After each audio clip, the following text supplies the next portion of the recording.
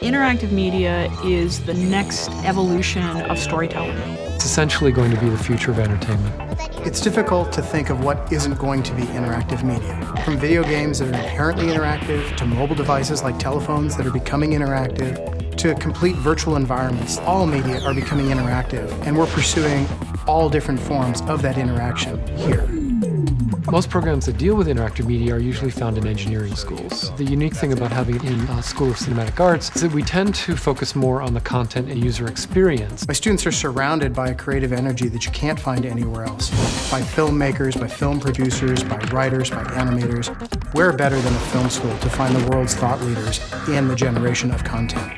This is an emerging field. It isn't easy to just go and find people to teach this discipline. My specialty? Telepresence, telereality, teleexistence. Making pictures that you can get inside of. I'm a designer. I create immersive experiences that people have never felt before. I'm a theorist, so I make things that make people think. I'm an artist. I'm an installation and performance art primarily, but also other kinds of spectacles. I'm a game designer. I make things that people play with.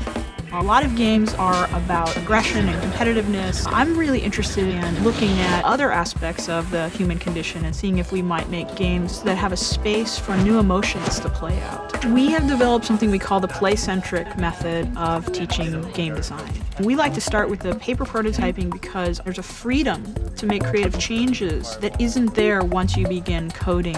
Digital playtesting takes the design process for the students to the next level. I wasn't totally sure what my objective is. That's a very important part of the design process, learning when to respond, learning when not to respond, and learning when to make big changes and when to make small changes. We often tend to look at the development of media forms as kind of inevitable. The thing that we have to keep in mind is that without really smart, creative people, it just wouldn't happen.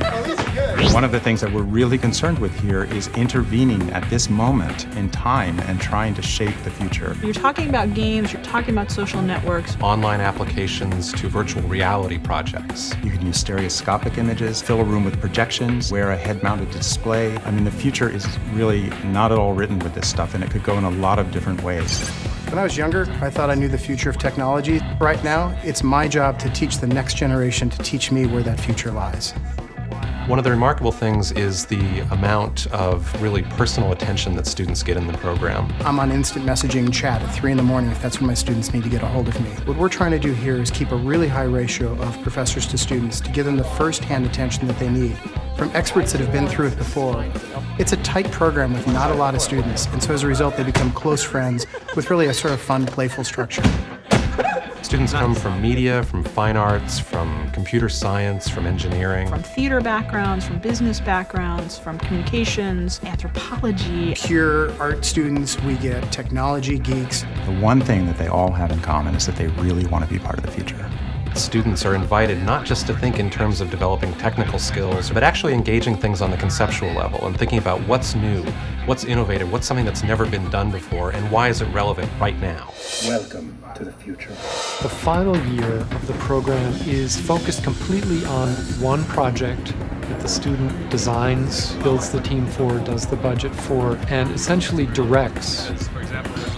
Our students come up with different kinds of experiences, whether it's a game, a museum installation, a mobile media experience. I've always been really frustrated with costume museums. You're seeing these gorgeous clothes and they're all behind plexiglass. I wanted to look at interactive media in a way other than, computer screens. This technology can take you into another reality in the physical world. My project is a multi-mode environment for music and dance-based experiences. The best thing about this so far is watching people get really winded and play it until they couldn't play it anymore. These students are really genuinely pioneers. They're making work that the establishment needs to figure out how to understand.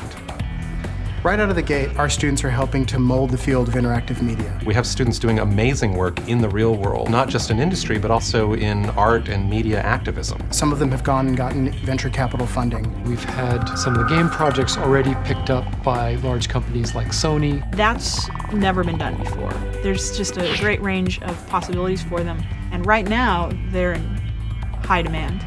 You don't need to come to a program like this if you just want to work in the field of interactive media.